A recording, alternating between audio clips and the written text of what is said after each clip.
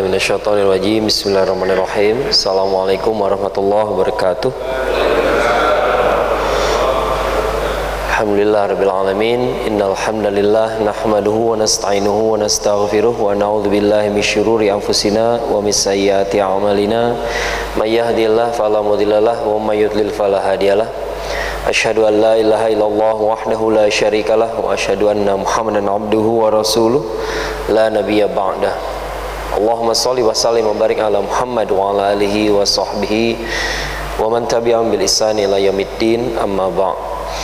Alhamdulillah, segala puji dan syukur kita aturkan kehadirat Allah Subhanahu wa taala atas nikmat yang paling utama, nikmat iman dan Islam, nikmat ukhuwah, nikmat kesehatan dan kesempatan untuk berkumpul dalam kajian kita pada pagi hari ini ba'da subuh di waktu-waktu yang penuh rahmat dari Allah Subhanahu wa taala.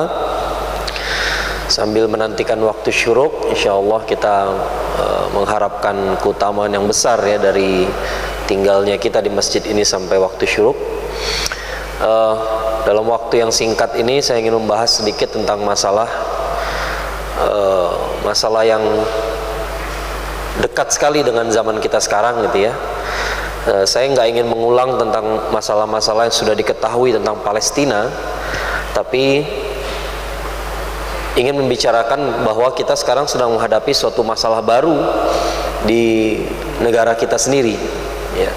Jadi sebenarnya permasalahan yang kemarin ya, ini Hamas ini punya istilah yang menarik ya untuk perang yang kemarin. Mereka nggak menyebutnya sebagai perang, mereka nggak menyebutnya sebagai harb, mereka menyebutnya sebagai jaulah Saiful Quds. Kemarin berapa waktu yang lalu ada bayi yang lahir lalu diberi nama Saiful Quds. Lalu kemudian bapaknya langsung ditangkap ya. Karena nama Saiful Quds itu betul-betul ejekan bagi orang-orang, dianggap ejekan bagi orang-orang Zionis gitu ya. Ini disebut Jaulah Al-Quds. Jaulah itu artinya jalan-jalan. Artinya jalan-jalan, artinya wisata ya, jalan-jalan gimana sih? Kita mengunjungi satu tempat ke tempat yang lain gitu ya. Kenapa orang-orang Hamas menyebutnya Jaulah? Karena mereka meyakini ini adalah bagian dari perjalanan menuju kemenangan. Dan mereka juga meyakini bahwa setelah ini kelihatannya nggak lama lagi akan terjadi lagi jaulah-jaulah berikutnya. Jadi kita jangan langsung percaya saja. Kita tahu orang-orang Zionis ini spesialisasi mereka satu, yaitu melanggar perjanjian. Ya, kalau mereka kemarin mengatakan gencatan senjata itu dengan Gaza, dengan Hamas, ya. Tapi perampasan tanah di Sheikh Al-Jarrah masih jalan terus. Dan Sheikh Jarrah itu benar-benar di salah satu sisi dari Masjidil Aqsa. Selangkah lagi masuk ke mereka Masjidil Aqsa. Ya. Tapi Hamas sudah kasih ultimatum ya, bahwa Masjidil Aqsa itu adalah garis merah. Ya. Begitu mereka langgar Masjidil Aqsa, maka akan terjadi lagi seperti yang kemarin. Perang 11 hari di mana Hamas berhasil meluncurkan sekitar 3.700 roket. Ya. 3.700 roket itu luar biasa. Jadi kemarin itu ada apa ya? Ada banyak hal yang terjadi di dunia ini gitu ya. Karena 3.700 roket tadi. Ya, mungkin kita membayangkan 3.700 roket itu ya normal-normal saja, namanya juga perang gitu ya. Tapi itu nggak normal karena dia muncul dari Gaza. Gaza itu sudah 15 tahun diblokade dari darat dan laut. Mereka nggak punya resource untuk kalau 3.700 roket itu dibeli, maka nggak masuk akal dari mana jalurnya. Kalau menyelundupkan 1-2 roket mungkin masuk akal, tapi 3.700 nggak masuk akal. Dan intelijen Zionis juga sudah tahu apa yang terjadi di Gaza. Ternyata mereka punya pabriknya, mereka buat sendiri. Ini berarti Gaza itu sekitar 350 km persegi, sekitar 1,5 kalinya ukuran Depok. Depok tuh 200 km persegi. Jadi ya Depok tambah besar sedikit ya, 1,5 kalinya itulah Gaza. Tapi mereka bisa bikin persenjataan seperti itu. Dan ada pembicaraan di Palestina bahwa Gaza itu ada dua. Yang satu Gaza di atas tanah, satu Gaza di bawah tanah. Jadi terowongan-terowongan yang dibicarakan orang, katanya itu untuk menyelundupkan makanan, menyelundupkan persenjataan dari luar Gaza gitu ya. Sekarang orang-orang Zionis mulai berpikir sepertinya bukan terowongan doang, sepertinya memang mereka punya kota di bawah sana. Karena nggak masuk akal 3.700 roket diproduksi di atas tanah, karena pasti orang sudah tahu ya. Tapi ini tidak tahu. Jadi kemarin itu yang terjadi bukan hanya umat muslim saja, tapi analis-analis dari barat juga sudah melihat bahwa Netanyahu itu sama seperti penguasa sekuler di negara yang bapak-bapak pasti ketahui bersama gitu ya. Di mana-mana isu radikalisme itu muncul untuk menutupi masalah yang lain. Netanyahu itu melakukan serangan, melakukan provokasi ke Sheikh Jarrah, melakukan provokasi ke Masjid Al-Aqsa, itu untuk menutupi masalahnya sendiri. Dia punya masalah, dia dan anaknya dan partainya terindikasi korupsi ya. Jadi dia butuh masalah, dia butuh suatu masalah yang bikin orang-orang Yahudi garis keras mendukung dia. Maka dia perlu musuh ya, dia perlu musuh. Tapi dia nggak mengira setelah 15 tahun di blokade, ternyata Sheikh Jarrah ini kan ada di Masjid Al-Aqsa, ini kan ada di tepi barat ya. Tepi barat diganggu, tiba-tiba roketnya muncul dari Gaza. Kalau kita lihat dari peta itu terpisah jauh Gaza dan tepi barat. Ini suatu perkembangan yang mereka nggak pernah kira. Mereka kira umat muslim sudah selesai ya. Mereka kira udah selesai. Mereka kira dengan provokasi yang di bulan Ramadan kemarin, sebenarnya di tepi barat juga nggak kalah heroiknya sih menurut saya gitu ya. Karena kemarin ada provokasi di Sheikh Jarrah, ada provokasi di Masjid Al-Aqsa, tapi sikapnya umat muslim di tepi barat ternyata luar biasa, Masya Allah gitu ya. Begitu masuk tentara Zionis ke Masjid Al-Aqsa, yang terjadi bukan Masjid Al-Aqsa dikosongkan, malah dipenuhin. Kan itu terjadi pada malam-malam terakhir di bulan Ramadan ya. Kita lihat foto-fotonya, video-videonya bagaimana Masjid Al-Aqsa itu penuh. Dan yang saya maksud Masjid Al-Aqsa itu bukan masjid yang lama saja, tapi seluruh kompleksnya itu penuh ya, penuh dengan orang ya. Kalau kata orang nih, di tempat lain itikaf dilarang, di Masjid Al-Aqsa Masya Allah gitu ya, semuanya itikaf gitu. Jadi ternyata rakyat Palestina itu lebih suka mati aja daripada Masjid Al-Aqsa-nya direbut ya, Masya Allah gitu ya. Nah ketika terjadi ada masalah di Masjid Al-Aqsa, ternyata ada roket dari Gaza, itu nggak pernah diperhitungkan sebelumnya ya, tidak pernah mereka perhitungkan. Dan mereka nggak pernah perhitungkan roket-roket dari Hamas yang tadinya jarak tempuhnya sekitar 20 km, tiba-tiba tahun ini 200 km ya. Mereka mencari-cari siapa sebenarnya engineer yang mengajari orang-orang Hamas ini untuk bikin roket ya. Jadi ini suatu perkembangan yang luar biasa sekali. Dan kita lihat Netanyahu langsung mendapatkan akibatnya ya, langsung dia kalah dalam pemilihan ya, dan sudah siap penggantinya ya, sudah siap penggantinya. Orang-orang Israel sekarang ramai kemarin itu bikin paspor karena mereka udah siap keluar dari Israel. Sudah banyak juga yang keluar dari sana karena mereka nggak merasa aman di Tel Aviv. Tel Aviv ternyata dalam jangkauan roketnya Hamas ya. Nah yang saya bilang perkembangan terbaru sekarang ini bukan perkembangan di Palestina. Yang masalah sekarang adalah perkembangan di negara kita sendiri. Kalau pemerintah kita alhamdulillah sampai sekarang masih diikat dengan konstitusi ya. Mereka harus bela Palestina. Kalau niat hati siapa yang tahu, saya nggak tahu wallahualam bishawab gitu ya. Tapi kita dengar sendiri Menteri Luar Negeri kita jawabannya masih jelas. Masalah Palestina adalah masalah penjajahan ya, itu selesai ya. Tapi yang masalahnya adalah ada perkembangan baru di tengah-tengah masyarakat kita. Ternyata sekarang orang yang pro dengan Zionis tidak malu-malu lagi bicara ya. Padahal kita 80% umat Islam di Indonesia nih. Padahal kalau kita buka Al-Quran, kita baca surat Al-Isra, di sana tersebutkan Masjid Al-Aqsa. Di situ disebut nama Masjid Al-Aqsa. Pembelaan bagi umat Islam, membela Palestina itu adalah harga mati. Kalau kata guru kami Ustaz Asep Sobari, dari awal Allah Subhanahu Wa Taala itu menciptakan dua basis dakwah, yaitu Masjidil Haram, Masjidil Aqsa. Ada sebuah riwayat ketika Abu Dzar Al-Ghifari radhiyallahu anhu bertanya pada Rasulullah SAW, Rumah ibadah manakah yang pertama kali dibangun? Jawabannya adalah Masjidil Haram. Kemudian apa? Masjidil Aqsa. Jaraknya berapa lama? 40 tahun. Dua-duanya dibangun oleh Nabi Adam alaihissalam. Ada riwayat yang mengatakan malaikat ikut membangun juga, ya. Tapi dua-duanya dibangun oleh Nabi Adam alaihissalam. Kemudian direstorasi oleh Nabi Ibrahim alaihissalam. Dan umat Islam sebagai penerus para nabi, ini sebuah argumen yang penting sekali. Karena dulu beberapa tahun yang lalu saya pernah nulis artikel, ada yang berargumen bahwa agama Ibrahim itu ada 3 kata mereka, ya, Abrahamic faith itu ada 3, Nasrani, Yahudi, dan Islam. Tapi saya bantah, ya. Saya katakan milah Ibrahim itu cuma 1, dan Nabi Ibrahim alaihissalam dalam Al-Quran tidak disebut sebagai Yahudi dan Nasrani. Beliau adalah Muslim yang hanif, ya. Tidak ada perselisihan soal itu.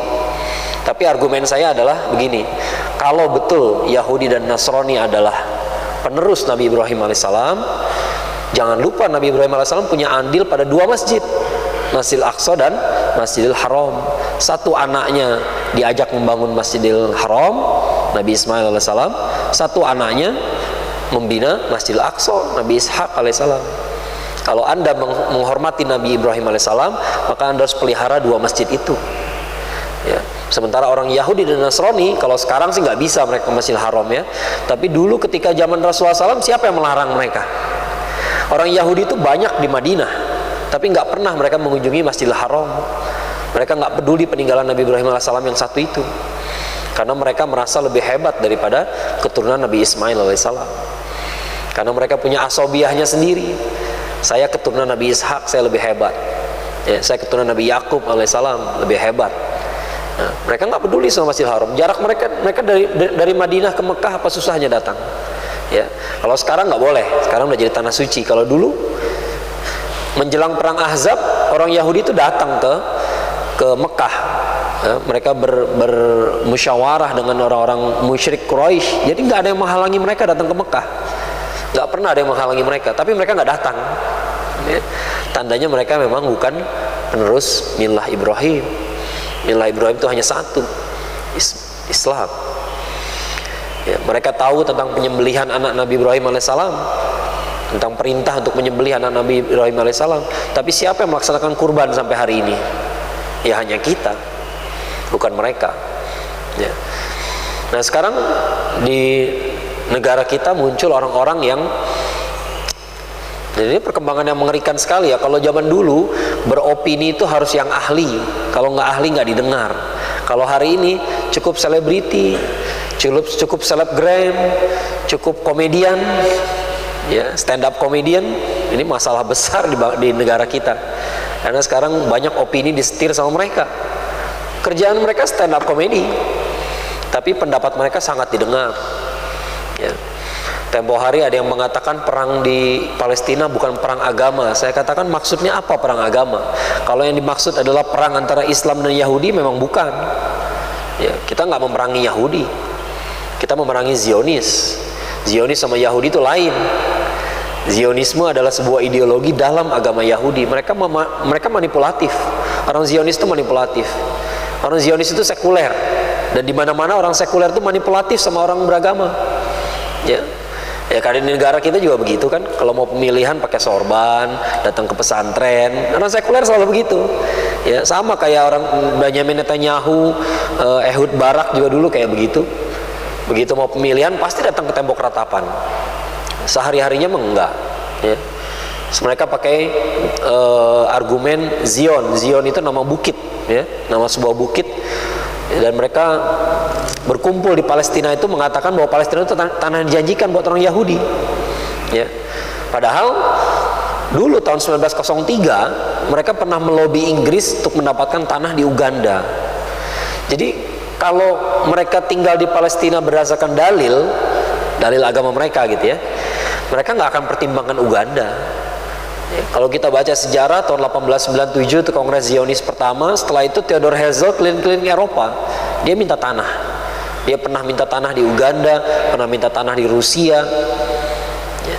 Jadi sebenarnya orang Zionis ini mau tinggal di mana aja sebenarnya sih. Cuma kebetulan 1917 Daulah Utsmaniyah termasuk dalam koalisi yang kalah di Perang Dunia Pertama. Kebetulan pada tahun 1917 itu tanah Palestina dan Jordania diserahkan oleh Liga Bangsa-Bangsa, dulu bukan PBB namanya, dulu sebelum PBB ada LBB, ya. Liga Bangsa-Bangsa memberikan mandat pada Inggris, silakan Palestina Jordania ini mau diapain aja. Ya, kebetulan Inggris itu berada di bawah kendali orang-orang Zionis, punya banyak hutang untuk itu, ya. Maka muncullah deklarasi Balfour. Arthur Balfour, Menteri Luar Negeri Inggris, bikin janji pada Rothschild, ya. Katanya pokoknya kami bangsa Inggris, ya, berkomitmen membantu imigrasi orang-orang Yahudi ke Palestina. Itu sumber masalahnya, ya. Tadinya mereka sempat tidak pertimbangkan Palestina. Mereka pernah minta tanah Palestina 1901 ke Sultan Abdul Hamid II, khalifah dari Daulah Utsmaniyah, tapi ditolak. Setelah ditolak, ya mereka move on, cari tempat lain, ya. Jadi ini bukan gerakan keagamaan sebenarnya, ya. Makanya sekarang aksi-aksi bela Palestina di New York, di Eropa kemarin itu juga, ya, di Amerika, di Eropa itu banyak orang Yahudi ikut serta. Karena orang Yahudi yang taat itu protes, ya. Kenapa? Mereka merasa dimanipulasi agamanya sama orang-orang Zionis ini, ya, dimanipulasi. Jadi ada sebagian orang-orang Yahudi yang peduli sama agama tapi nggak ngerti-ngerti amat. Nah, ini yang dimanipulasi, ya. Ini dimanipulasi sama orang sekuler. Tapi kalau yang belajar agamanya serius, dia akan merasa terganggu sama Zionisme ini. Kenapa? Begini, mereka punya keyakinan mesianisme. Mereka yakin bahwa di akhir zaman Mesias akan turun. Jadi orang Yahudi, Nasrani sama Islam sama-sama meyakini ada yang akan turun di akhir zaman. Kalau kita nyebutnya Nabi Isa alaihissalam. Kalau orang Nasrani bilangnya Yesus. Kalau orang Yahudi bilangnya Mesias. Dia nggak tahu namanya siapa. Dia kan nggak akui Nabi Isa alaihissalam, ya. Orang Yahudi tidak mengakui Nabi Isa alaihissalam. Tapi bedanya, ada perbedaan penting antara orang Islam sama yang dua ini. Kalau yang dua ini meyakini bahwa Mesias mereka akan turun kalau masalah udah beres. Ini bedanya, ya. Kalau kita di akhir zaman, Nabi Isa alaihissalam akan turun untuk membereskan masalah. Kalau yang ini turun kalau sudah beres. Makanya orang Kristen sangat ngotot melakukan kristenisasi, karena mereka meyakini Yesus nggak akan turun lagi kalau belum Kristen semua. Jadi harus beres dulu semua masalah, ya. Nah, kalau orang Yahudi juga berpikir begitu.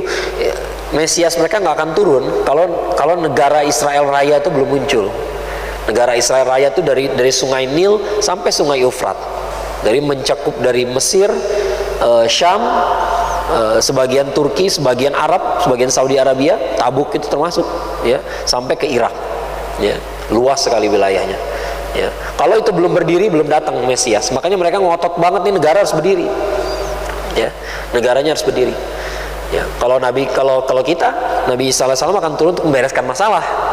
Kita punya masalah nggak bisa kita selesaikan, masalah yang namanya Dajjal, ya. Nanti yang bunuh Dajjal adalah Nabi Isa alaihissalam. Kita nggak usah punya cita-cita bunuh Dajjal, ya, karena yang pasti ngeberesin Dajjal itu ya Nabi Isa alaihissalam, ya. Jadi itu bedanya, gitu, ya. Nah, kenapa mereka ngotot mendirikan negara Israel, ya, negara mereka, gitu, ya. Lalu kenapa orang-orang Yahudi yang taat menolak? Karena menurut mereka itu ada asumsi di situ, gitu, ya, bahwa Mesias akan datang kalau negara Israel Raya sudah berdiri. Asumsinya berdiri dengan baik-baik, berdiri dengan baik-baik, bukan berdiri dengan kezoliman, ya. Kalau berdirinya dengan zolim, Mesias nggak mau turun-turun katanya, ya. Jadi ada perdebatan di antara mereka sendiri. Perdebatan itu udah lama. Cuman orang-orang Zionis ini menguasai media, itu masalahnya, ya. Jadi akhirnya mereka jadi mainstream. Mereka lah mainstreamnya, ya, bukan Yahudi yang taat, ya. Kita dari itu juga tahu orang Yahudi ya banyakkan nggak taatnya daripada yang taat, gitu, ya, ya. Nah, yang dimaksud perang agama itu apa? Apakah perang antara Islam dan Yahudi? Kalau itu iya, ya enggak. Ya, Nabi juga nggak memerangi orang Yahudi karena keyahudiannya. Yahudi itu diperangi karena kecurangannya. Begitu mereka sudah curang, mereka sudah khianat, diusir dari Madinah. Ya itu memang begitu, ya. Tapi kalau mereka tidak berbuat macam-macam, ya. Dulu ketika Umar bin Khattab datang ke Al-Quds itu kosong dari orang Yahudi. Karena orang Yahudi itu sekitar 7 tahun sebelum Isra Mi'raj diusir sama orang Romawi, ya. Nah, justru Umar bin Khattab yang membuka Al-Quds untuk orang-orang Yahudi, Jadi toleransi itu orang Islam udah tahu lah, nggak usah diceramahin lagi gitu ya. Nggak usah pakai tes wawasan segala gitu ya. Orang Islam itu udah tahu namanya toleransi ya, udah khatam soal toleransi ya. Yang kita hadapinya orang Zionis. Tapi kalau disebut bukan perang agama ya problematis juga, karena bagi orang Islam itu mana ada perang yang nggak bawa-bawa agama ya. Mana mungkin kita berjihad nggak bawa agama. Sementara kita masuk toilet aja berapa aturan agama yang kita pakai ya. Kita masuk toilet ada doanya, masuknya kaki kiri dulu ya. Kalau buka pakaian dari sebelah kiri dulu, baru yang sebelah kanan. Kalau buang air jangan menghadap atau membelakangi kiblat. Lalu kita bersuci dengan ada caranya. Ada air yang boleh dipakai bersuci, ada yang tidak. Itu kajian dalam fikih juga.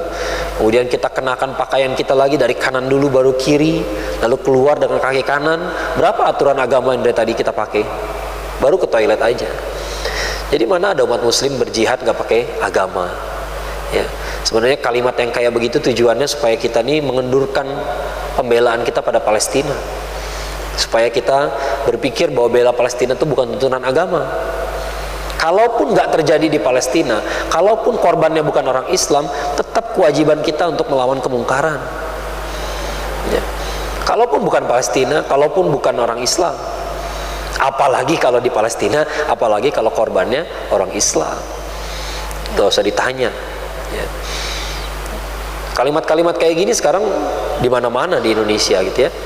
Kemarin Deddy Corbuzier bikin podcast, narasumbernya ya saya nggak tahan nontonnya gitu ya, kesel saya ngelihatnya gitu ya, cengangas cengenges gitu. Ditanya sama Deddy Corbuzier, jadi gimana penyelesaiannya masalah Palestina? Jawabannya udah susah ya mas, udah lama, dari tahun 48. Jadi seolah-olah kayak nggak ada solusinya gitu ya. Saya bilang nih orang salah di dua sisi. Pertama, masalah bukan dari tahun 48 itu berdirinya negara Israel, dan itu nggak kita akui, ilegal ya. Masalah itu dari 1917, dari ketika Daulah Utsmaniyah kalah di Perang Dunia Pertama, itu masalahnya. Dan tiba-tiba Palestina diserahkan pada Inggris. Dari situ sumber masalahnya, bukan 48 ya. Jadi masalah Palestina itu bukan 73 tahun yang lalu, tapi 104 tahun yang lalu. Tapi kesalahan yang kedua, dia bilang masalahnya udah terlalu lama, jadi nggak ada solusinya ya. 104 tahun dibilang lama. Indonesia dijajah 300 tahun. Kita dijajah 300 tahun, kita masih ingat rasanya merdeka. Tahun 45 kita masih minta merdeka. Padahal kita, Belanda tuh udah bikin kacau di Indonesia dari tahun 1600-an. 300 tahun kita masih ingat merdeka, masih pengen merdeka. Kenapa Anda pikir orang Palestina lupa merdeka? Kenapa Anda pikir orang Palestina udah nggak pengen merdeka lagi ya? Solusi penjajahan cuma satu, penjajahnya harus pergi ya. Yang dialami sama Palestina itu persis sama yang dialami kita. Mereka mengalaminya di Perang Dunia Pertama, kita mengalaminya di Perang Dunia Kedua. Apa yang terjadi ketika Jepang sudah kalah ya? Kalau ada yang bertanya kenapa sih kita merdeka tahun 45, ya alasannya memanfaatkan momentum, karena Jepang baru dibom atom. Kalau Jepang nggak dibom atom, nggak bulan Agustus kita merdeka, nggak bulan Agustus kita proklamasi. Dan Jepang tuh masih banyak di Indonesia pada saat itu, tentaranya masih ada, masih bisa bergerak ya. Tapi udah nggak mampu bergerak.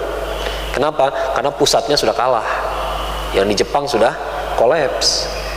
Kita memanfaatkan momen setelah dibom atom, sebelum sekutu masuk, kita proklamasi. Terbukti baru bulan September saja, sebenarnya September ya, perang besarnya November. September itu kapal-kapal sekutu udah datang ke Indonesia ya. Jadi kalau kita terlambat proklamasi, nggak ada Indonesia ya, nggak ada Indonesia. Dan sekutu yang datang itu siapa? Inggris. Inggris lah yang datang dengan niat mengembalikan Indonesia kepada Belanda.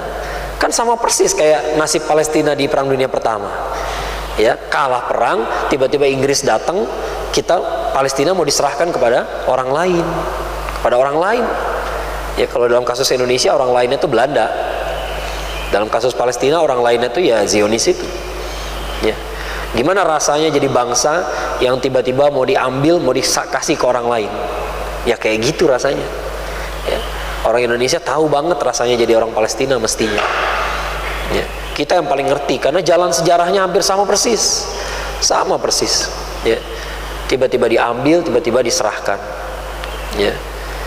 Cuma penjajah Palestina itu jauh lebih biadab daripada penjajah kita dulu. Ya. Kalau dulu kita orang Belanda nggak pindah besar-besaran ke sini. Ya. Mereka tentaranya aja yang banyak di sini. Yang tinggal di sini nggak sebanyak itu. Ya. Kalau di Palestina benar-benar seluruh Yahudi dimobilisasi untuk pindah ke sana.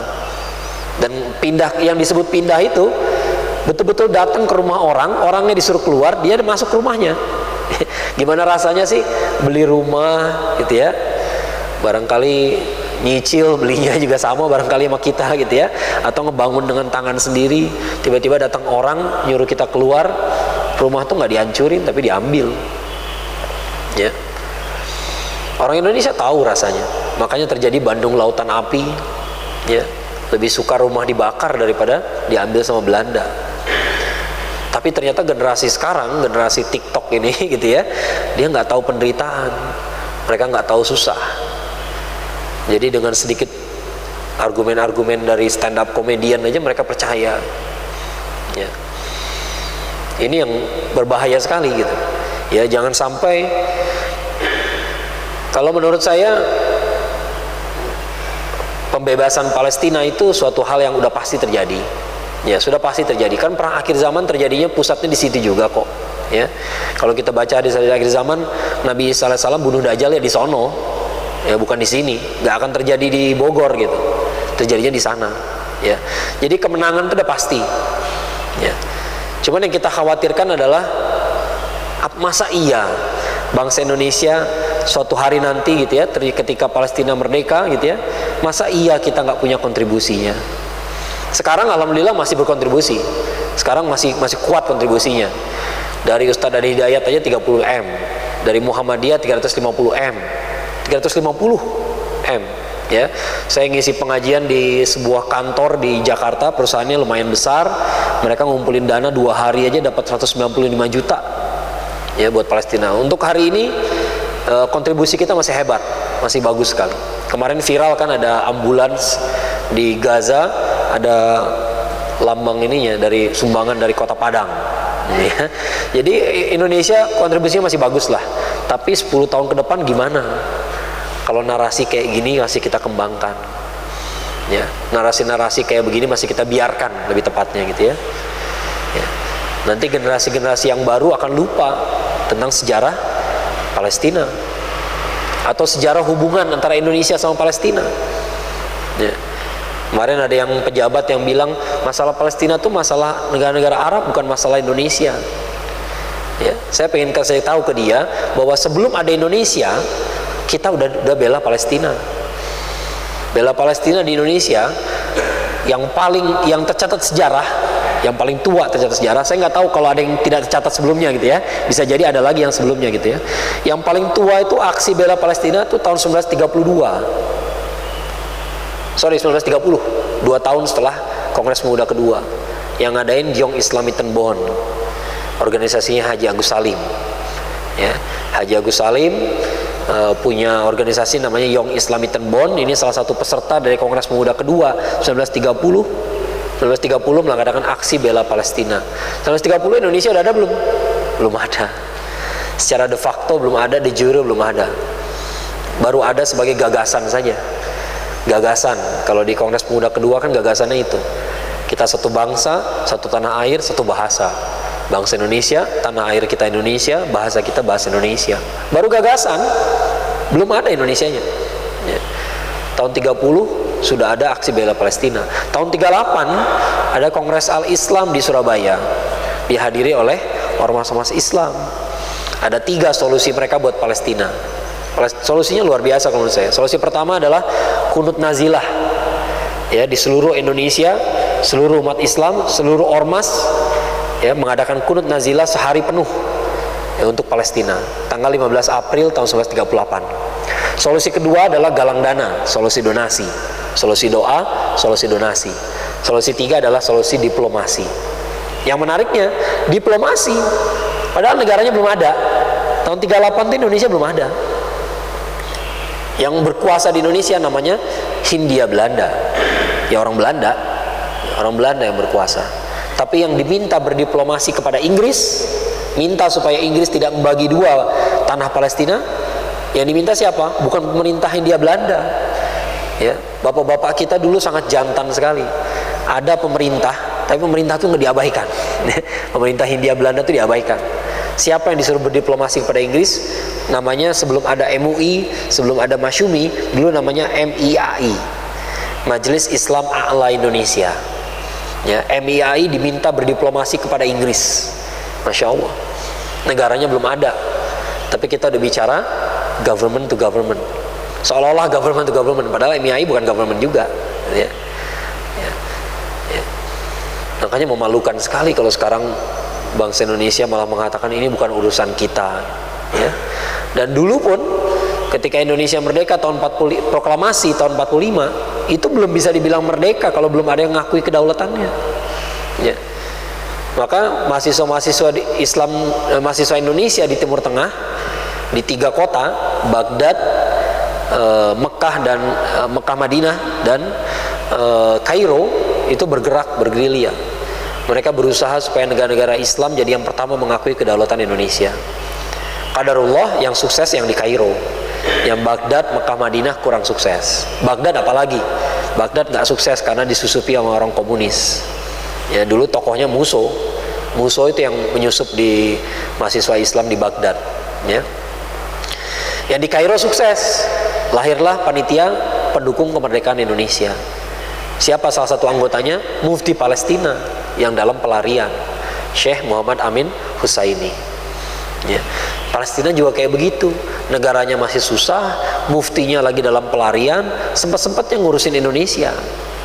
Sekarang kita mengaku bangkit, bangsa kita bangsa besar, kita tumbuhkan asobiyah kita sebagai bangsa Indonesia, kesombongan kita adalah bangsa Indonesia, tapi kita nggak bersikap besar. Kalau menurut saya bangsa yang besar itu yang bisa ngurusin orang lain. Kalau hanya bisa ngurusin diri sendiri, ya bangsa yang kerdil. Ya sama seperti manusianya, pribadinya. Kalau pribadi yang besar itu yang bisa ngurusin orang lain. Kalau yang hanya bisa ngasih makan diri sendiri aja, ya dia bukan siapa-siapa. Ya. Orang besar itu yang bisa ngurusin orang lain. Sekarang kita tumbuhkan kebanggaan kita sebagai bangsa Indonesia, tapi kita tidak melakukan hal yang mulia. Ya. Ini yang mengerikan sekali. Nanti 20 tahun ke depan gimana? Ya, kalau generasi ini masih belum diberi pencerahan juga gitu ya, sangat mengerikan sekali.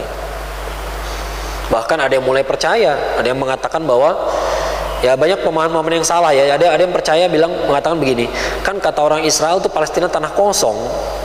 Jadi yang mereka ambil tanah kosong. Land without people for the people without land. Ya. Cobalah kita lihat peta Palestina sekali-sekali. Palestina itu ada di jalan buntu yang namanya Laut Mediterania. Laut Mediterania itu masuk dari selat antara Spanyol dan Maroko, terus ke timur, mentoknya di mana? Jalan buntunya itu di Palestina. Laut Mediterania isinya adalah peradaban Mesir, Yunani, Romawi. Kira-kira mungkin nggak Palestina itu kosong? Laut Mediterania itu laut yang ramai sekali. Peradabannya itu Mesir tuh 3000 tahun sebelum Masehi udah bikin piramid. Itu peradaban besar, peradaban ramai sekali, hiruk pikuk. Ya, itu daya lautnya. Kalau kita lihat daratannya, banyak yang lupa.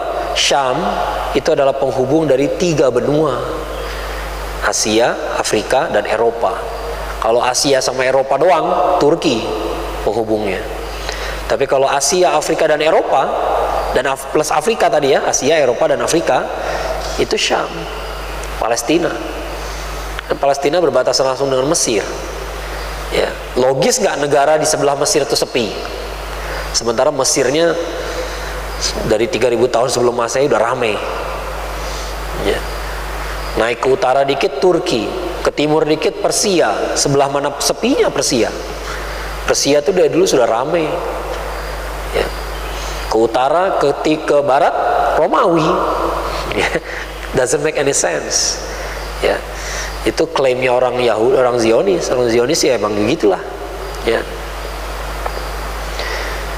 Di Israel itu jurusan yang paling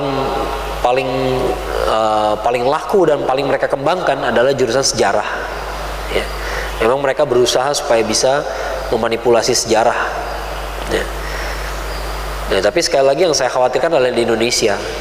Di Indonesia udah mulai ada yang mengatakan, kan orang Yahudi berhak tinggal di situ. Mereka punya kerajaan Yahudi dulu di situ. Kerajaan siapa? Kerajaan Nabi Sulaiman alaihissalam. Saya bilang, antum menyebut Nabi Sulaiman alaihissalam, tapi pada saat yang bersamaan menyebut beliau Yahudi. Nah, ini orang nggak beres gitu. Jadi pemahaman agama yang nggak beres. Nabi Sulaiman alaihissalam bukan Yahudi. Bani Israel iya, Yahudi bukan. Kita nggak pernah menyebut nama nabi-nabi kita. Kita nggak pernah menyebut nabi-nabi kita sebagai orang Yahudi atau Nasrani, nggak pernah. Semua nabi itu Muslim.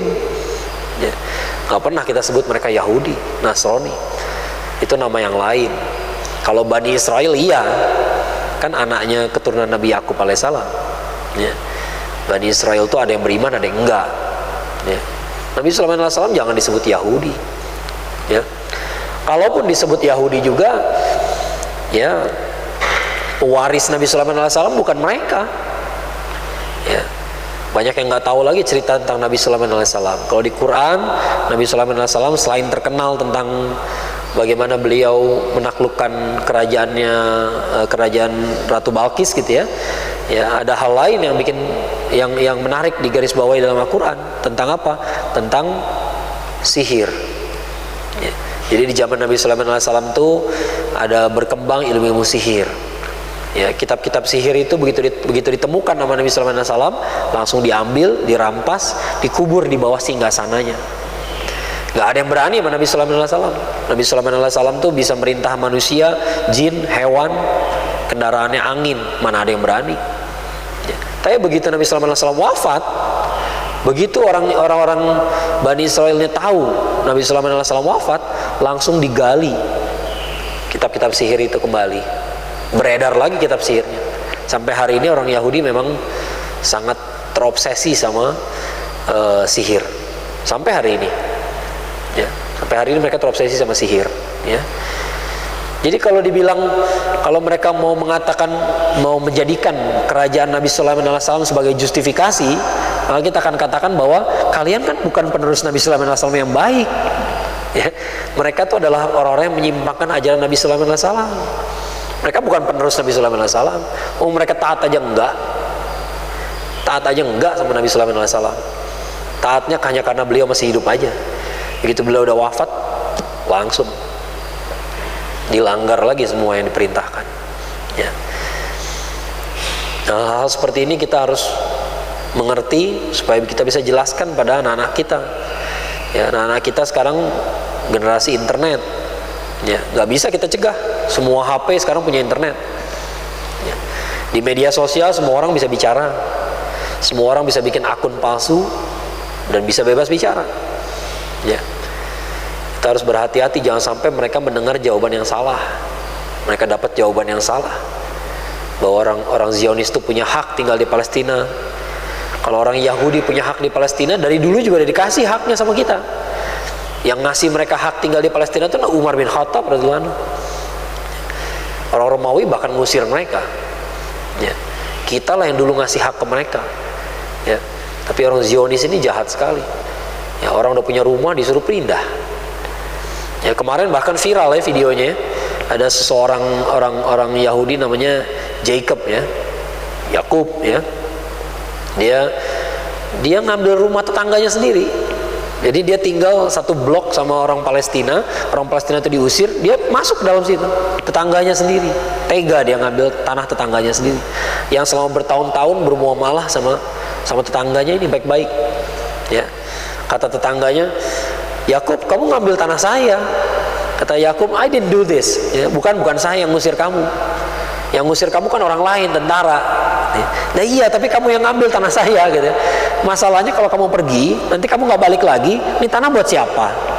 Daripada buat orang lain, mending saya aja yang ngambil. Kayak gitu. Dan itu terekam kamera gitu. Terekam kamera diviralkan. Ya. Jadi orang Zionis ini nggak punya rasa malu lagi.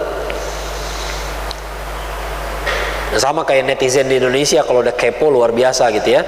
Netizen di Amerika juga keponya luar biasa. Ya, orang si Yakub ini ditelusuri sampai ketahuan, ternyata dia orang Long Island, orang dari Amerika. Ya, orang Amerika, Zionis garis keras. Zionis garis keras. Ya, dia pindah ke Israel, ya pindah ke Palestina gitu ya. Dia ambil tanah tetangganya sendiri. Ya, dan terekam kamera. Ya. Ya susahnya media dikuasai sama Zionis. Memang itu, memang lawan kita di situ. Tapi udah mulai ada media-media yang lain. Ya, media sosial ini agak susah juga. Media sosial itu udah kayak negara sendiri.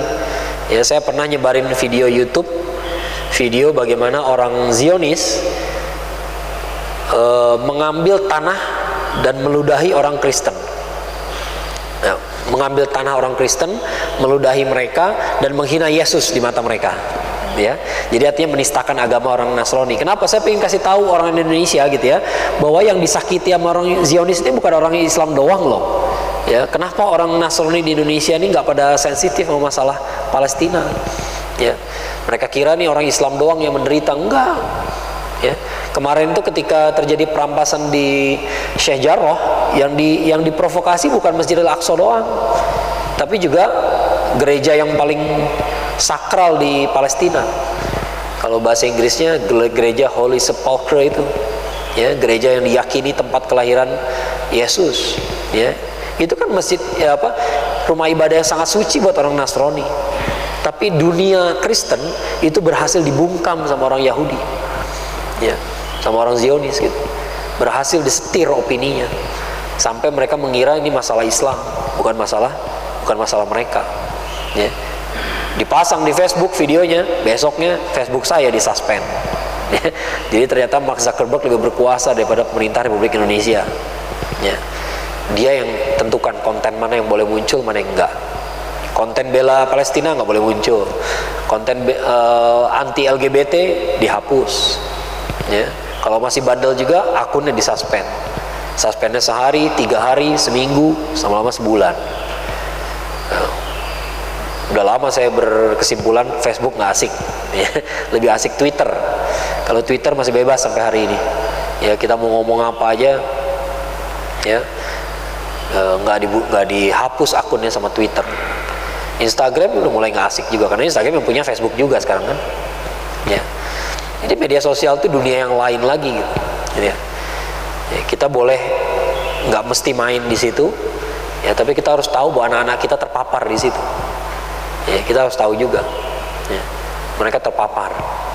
Ya, nanti mereka belajar dari mana? Belajar Islam dari mana? Dari komedian, dari stand up komedian. Ngeri sekali. Stand up komedian ini sholat apa enggak kita nggak tahu. Ya, komentarnya luar biasa. Yang tidak kalah memprihatinkannya adalah banyak yang nggak bela Palestina karena alasan-alasan yang aneh gitu ya, yaitu pemahaman agama yang keliru. Ada yang nanya ke saya, Ustaz, kalau Palestina merdeka nanti kiamat dong. Sekarang banyak kajian akhir zaman gitu ya, tapi orang jadi nggak paham soal masalah yang sesungguhnya. Ya, satu, Palestina dulu pernah merdeka dan pernah dijajah juga. Pernah 89 tahun dijajah sama siapa? Pasukan salib. Tapi begitu mereka merdeka, nggak ada yang bilang ya kiamat bentar lagi, nggak ada. Ya. Ya. Kedua, kalaupun memang jadwalnya kiamat, emang bisa diundurin. Ya. Banyak orang yang ikut kajian akhir zaman, rupanya mereka berpikir kiamat itu sesuatu yang buruk gitu, sesuatu yang harus kita hindarkan. Enggak, kiamat itu nggak bisa dihindarkan. Ya. Apapun yang kita perbuat, kalau kata Allah terjadi 2022, ya terjadi aja 2022, nggak bisa dicegah. Nggak mungkin sih 2022, insya Allah. Kenapa? Nabi Isa-nya belum turun. Nanti Nabi Isa setelah bunuh Dajjal kan masih hidup bersama kita 40 tahun. Ya, kiamat insya Allah enggak. Ya. Kalau prosesnya barangkali, ya, perang akhir zaman mulai 2022 bisa nggak? Bisa aja. Ya, tapi kiamat menurut saya sih enggak. Ya. Karena Nabi Isa-nya belum turun. Ya. Harus Nabi Isa turun dulu, bunuh Dajjal dulu, hidup bersama kita 40 tahun, lalu kemudian semua muslim diwafatkan oleh Allah Subhanahu wa taala. Jadi mengalami kiamat, yang harusnya takut sama kiamat itu orang kafir. Ini kok orang Islam ikut kajian akhir zaman malah jadi takut kiamat. Lucu nih. Kalau Anda yakin kiamat besok, ya tambah dong ketaatannya hari ini. Ya, bukan malah takut sama kiamat. Nggak satu dua loh yang ngirim pesan ke saya lewat Instagram, lewat WhatsApp ya, bilang saya jadi ketakutan Ustaz, sehari-hari ketakutan terus. Kenapa? Gara-gara ikut kajian akhir zaman. Wah, ini salah nih. Ikut kajian akhir zaman harusnya bikin antum tambah taat, bukan tambah takut. Kiamat tuh bukan buat ditakutin. Kenapa? Udah pasti terjadi. Mau gimana lagi? Ya, udah pasti terjadi. Kedua, terjadinya bukan sama kita harusnya, ya. Makanya kita pastikan makanya perintah yang diulang-ulang khatib Jumat kan begitu. Ya ayyuhalladzina amanu taqullaha haqqa tuqatih wa la tamutunna illa wa antum muslimun. Yang penting kamu jangan mati dalam keadaan bukan muslim, itu aja dah. Itu nomor satu. Karena kalau Anda bukan muslim, Anda nanti mengalami kiamat. Mengalami kiamat yang kata dalam riwayat, ada ibu lagi menyusui anaknya, saking kagetnya lihat kiamat, anak tuh dilempar. Mana pernah kita lihat ada ibu menyusui anak dilempar anaknya, ya. Ibu menyusui anaknya tuh kalau ada kebakaran pun dia gendong tuh anak, ada bom pun dia nggak jatoin tuh anak. Tapi ada kiamat bisa dilempar, ya. Karena kiamat itu dahsyat sekali. Tapi yang mengalaminya bukan orang Islam. Orang Islam kalau ikut kajian akhir zaman harus menambah ketaatannya, ya. Tambah sholatnya dari sekarang, tambah saumnya dari sekarang, tambah zikirnya dari sekarang, tambah baca Qurannya dari sekarang. Bukan ketakutan. Tandanya kajian-kajian kita udah hilang arah, ya. Apa hasilnya kajian akhir zaman? Di Bandung ada mahasiswa ikut kajian akhir zaman berhenti kuliah. Kenapa? Gara-gara ustadznya mengatakan nanti teknologi hancur semua, nggak ada gunanya. Kamu kuliah apa? Teknik elektro, berhenti aja. Kenapa? Nggak ada gunanya, nanti nggak ada elektronik, mati semua. Ya. Saya bilang ke dia, kalaupun benar, nanti kita perang pakai pedang lagi, pakai kuda lagi, pakai panah lagi. Kalaupun benar, tetap aja butuh strategi ketika perang. Dan siapa yang bisa bikin strategi? Yang pinter. Siapa yang pinter pada hari itu? Yang hari ini kuliah. Emang kita kerja sesuai sama bidang kita kuliah kan? Enggak. Tapi tetap aja yang kuliah itu yang pinter gitu. Ya. Ya. Kalau Anda bisa lebih pinter dengan kuliah, nggak mesti harus kuliah bagi pinter gitu ya. Maksud saya bukan begitu. Tapi kalau Anda bisa pinter dengan kuliah, kenapa nggak kerjain? Kenapa nggak dikerjain aja sih? Sekarang orang berhenti gara-gara kajian akhir zaman. Emang gimana? Kacau. Ya, kacau sekali. Ya, hilang arah kita nih, ya. Yakin besok kiamat, tapi yang ada khawatirnya doang, ya. Padahal kata Rasulullah SAW, kalau kamu tahu besok kiamat di tangan kamu ada tunas tanaman, tanam. Itu retorika, nggak akan terjadi yang sesungguhnya. Karena yang sesungguhnya terjadi kalau besok kiamat, hari ini orang Islam wafat semua, ya. Tapi itu sedikit gambaran saja gitu, bahwa kalau kamu yakin kiamat makin dekat, dan emang iya kiamat makin dekat, nggak mungkin makin jauh, ya. Kata siapa sih konflik yang sekarang, masalah yang sekarang terjadi di Palestina itu adalah menjelang akhir zaman? Belum tentu. Dulu pernah dijajah dan dulu sudah merdeka. Kata siapa sekarang kita nggak boleh merdeka? Ya. Sekarang orang semua yakin kita menuju akhir zaman. Iya, menuju akhir zaman.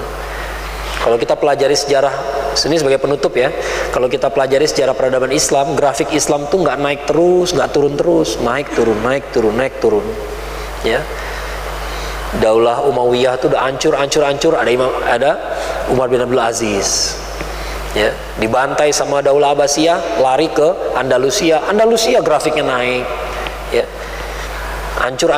Ada Salahuddin Al-Ayyubi, ya. Jadi nggak selalu jatuh terus gitu, ya. Ketika saya ngisi kajian bahas tentang sejarah Andalusia itu kan 800 tahun. Sejarah Islam Spanyol itu 800 tahun.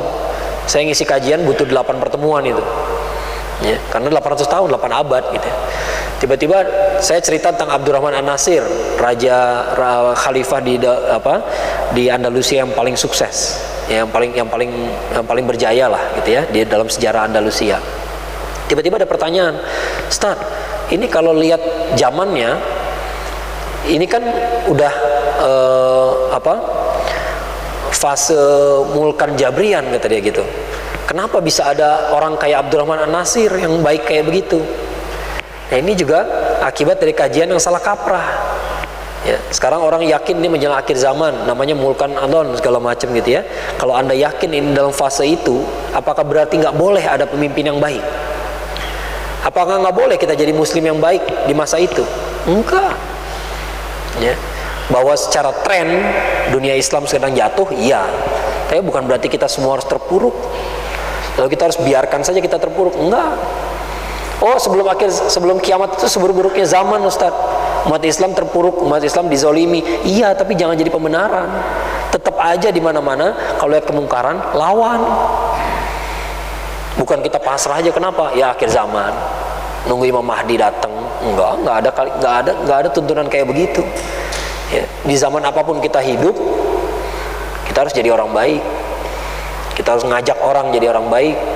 Kita harus pimpin umat kita ke arah yang baik. Nggak ada yang ngelarang kita buat sukses sekarang. Nggak ada yang ngelarang Palestina buat merdeka sekarang, nggak ada. Kalau merdeka kiamat, ya kalau kiamat ya kiamat aja. Udah ada jadwalnya. Sama seperti jadwal kita mati, jadwal kita lahir, udah ada semua. Ya, bukan untuk dihindari. Ini salah satu yang paling saya khawatirkan sekarang nih, kajian akhir zaman. Kajian akhir zaman yang salah orientasi. Ya. Akhirnya orang malah takut, malah khawatir, malah memaklumi. Kenapa kita terpuruk di Indonesia sekarang, umat Islam terpuruk di Indonesia? Oh, karena sudah fasenya. Nggak bisa gitu, nggak bisa gitu. Ya, kita dituntut di segala zaman, kapanpun kita hidup, ada keterpurukan, bangkit. Ada kezoliman, lawan. Ada kemungkaran, cegah. Hadisnya umum kok, man ra'a minkum mungkaran. Kalau lihat kemungkaran depan mata, cegahlah dengan tangan. Nggak ada bilang kecuali kalau dalam fasenya gitu ya. Kecuali kalau dajjal muncul, lu nggak usah bela yang hak lagi. Nggak ada kalimat kayak begitu. Ya, nggak ada. Udah nggak usah mikirin jadwal kiamat, nggak usah mikirin kalau Palestina merdeka terjadi apa. Pokoknya kalau ada kezaliman, lawan. Ya. Dan sekali lagi, orang Indonesia paling ngerti, harusnya paling mengerti penderitaan orang Palestina. Karena sejarah kita sama. Mereka dijajah udah 100 tahun, kita dulu 300 tahun. Ya. Jadi harusnya familiar buat kita. Ya. Dan kita juga harusnya ngerti bahwa penjajahan itu solusinya bukan bagi tanah, bukan tanah dibagi dua, bukan. Solusi pencurian itu bukan berbagi dengan pencuri, bukan. Tapi pencurinya tuh harus dihukum. Yang dicuri harus dikembalikan. Itu solusinya. Ya. Sebab kalau kita berbagi sama pencuri, kita bagi nih 50% tanah Palestina buat orang Zionis. Kata siapa 50% lagi nggak akan diambil lagi. Lagian sekarang udah 90% juga, karena udah nggak 50%. 90% tanah Palestina diambil sama Zionis. Ya, jadi solusi 50-50 itu tertelat. Ya, udah terlambat. Ya. Orang Zionis sudah membuktikan bahwa mereka serakah, mereka pelanggar perjanjian. Udah dulu Belanda itu di ultimatum sama PBB disuruh keluar dari Indonesia gara-gara mereka melanggar perjanjian Linggajati, Renville, Roem-Royen. Makanya mereka dipaksa ke Kongres Meja Bundar. Kalau Israel melanggar perjanjian mah udah harian, udah kerja sehari-harinya.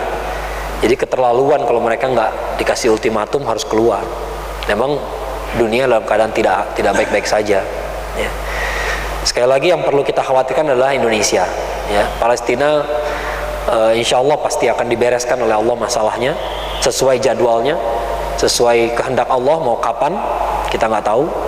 Tapi jangan sampai dong bangsa Indonesia tidak berkontribusi di sana. Ya, mari kita berkontribusi dengan keluarga kita sendiri, anak-anak kita sendiri. Pastikan mereka tahu masalah yang sesungguhnya. Pastikan mereka bela Palestina. Di situ ada Masjidil Aqsa. Di situ ada Masjidil Aqsa. Ketika Isra Mi'raj, Rasulullah SAW mengimami sholat, semua Nabi dibangkitkan, lalu diimami sholat di situ bersama Rasulullah SAW. Itu masjid yang harus kita bela sampai darah penghabisan. Sama seperti Masjidil Aqsa, Masjidil Haram, sama seperti Masjid Nabawi. Ya, tiga-tiganya masjid yang kita bela dengan darah kita, insya Allah. Ya. Sanusholli fil Aqsa, itu kata-kata orang Palestina yang diminta diwariskan kepada semua orang. Sanusholli fil Aqsa. Artinya apa?